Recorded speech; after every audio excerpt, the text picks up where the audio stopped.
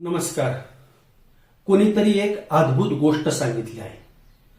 आयुष्यात अशी मानसिकता ठेवा की तुम्ही जे गमावले आहे त्यावर शोक करू नका. तुम्ही जे मिळवलं आहे ते अतुलनीय आहे. तुमच्याकडे जे नाही ते स्वप्न आहे, पण तुमच्याकडे जे आहे ते अतुलनीय आहे. नमस्कार, मी सतीश शिर्के.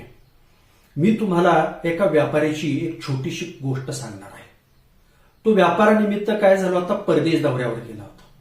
परदेश दौऱ्यावरून तो परत आल्यानंतर त्यानं शहरात आल्यानंतर विमानतळावरून त्याला घरी जाण्यासाठी त्याने टॅक्सी पकडली आणि घराजवळ येताच टॅक्सीतून उतरताच त्याला दिसलं की त्याचं घर हे जळून खाक होत आहे.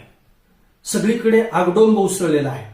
कुटुंबातील सगळे लोक बाहेर आलेले आहेत आणि जळत्या घराकडे पाहत होतं. त्यानं कसं तरी त्या टॅक्सी ड्रायव्हरला काय केलं, त्याचं भाडं दिलं आणि मोठ्यानं हातातली बॅग टाकून दिली आणि उभा राहून मोठ्यानं रडू लागला, आक्रोश करून राहिला. माझी आयुष्याची सर्व कमाई गेली, सर्व काही संपलं, राग झालं, असं म्हणून म्हणून तो मोठ्यानं रडत होता. त्याचा मोठा मुलगा तिथं उपस्थित होता. त्यानं पाहिलं की वडील फार आता आक्रोश करत आहेत, रडत आहेत. जपलेले लोक सुद्धा काळजी करायला लागले की व्यापाऱ्याला काही होतंय का. मुलाला वाटायला लागलं की यांना चक्कर येऊ शकते, हृदयविकाराचा झटका येऊ शकतो, गंभीर आजारी पडू शकतात, एवढा ते आक्रोश करत होते. आणि म्हणून मोठा मुलगा जवळ गेला आणि बाबा, मला तुम्हाला काहीतरी सांगायचंय असं म्हणून त्याला बाजूला घेऊन आलं. त्यावरती ते म्हटले की ताबडतोब अग्निशमन दलाला फोन करा. तो म्हणाला, हो आम्ही फोन केला आहे, ते येणार असतील, आग आटोक्यात येण्याचा प्रयत्न करत आहोत, परंतु तुम्ही फार आक्रोश करत आहात. मुलगा म्हटला, हे नाही, मला तुम्हाला एक गोष्ट सांगायची आहे. मुलाला बाजूला घेतलं आणि सांगितलं, तुम्ही जेव्हा व्यापारानिमित्त परदेशात गेला होतात त्यावेळेस तुमच्या मागे काय केलं, आम्ही या घराचा सौदा केला, विकलं, एक करार केला. आम्हाला फार चांगली किंमत मिळत होती आणि तो करार ऐकून तुम्हाला आनंद होईल. करार काय झाला ते मोठ्या मुलानं वडिलांना सांगितलं. घर विकलेलं आहे, त्यामुळं आता ते घर आपलं नाही असं ऐकताच वडिलांचा आक्रोश थांबला, रडणं थांबलं आणि त्यांना समजलं की आता हे घर आपलं नाही, जळतंय ते घर घेणाऱ्याचं आहे. नुकसान जे होतंय ते आपलं होत नाही, ते घेणाऱ्याचं होत आहे. आणि एवढं सगळं करून ते थांबले. त्याचा आक्रोश आणि रडणं पाहून सगळ्या कॉलनीला प्रश्न पडला. सगळ्यांना आश्चर्य वाटायला लागलं की मोठ्या मुलानं असं काय सांगितलं की व्यापाऱ्याचं रडणं बंद झालं, आक्रोश बंद झाला आणि याची सर्वांना उत्सुकता होती. बराच वेळ झालं तो गप्प बसला आणि तो व्यापारी सुद्धा इतरांप्रमाणे ते जळणारं घर प्रेक्षकासारखं पाहू लागला. त्याला काही फरक पडत नव्हता. तेवढ्यात काय झालं, त्याचा धाकटा मुलगा ऑफिसमधून आला. ऑफिसमधून आल्यानंतर त्यानं पाहिलं घर जळतंय, वडील आलेले आहेत.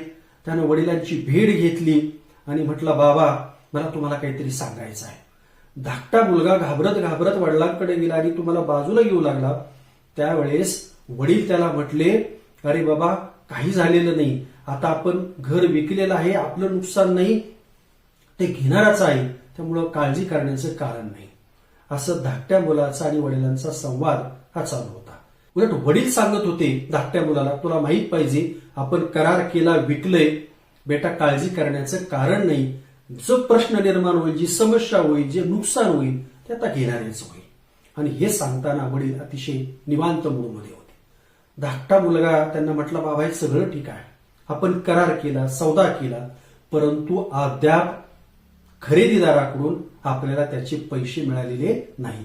त्यामुळं तांत्रिकदृष्ट्या जर पाहिलं तर हे घर आजही आपल्याच मालकीचं आहे, त्यामुळं नुकसान हे आपलंच होतंय. असं धाकट्या मुलानं सांगताच व्यापारी पुन्हा मोठ्यानं रडू लागला, पुन्हा मोठ्यानं आक्रोश करू लागला. आणि हे पाहिल्यानंतर त्या ठिकाणी सगळ्यांना आश्चर्य वाटायला लागलं.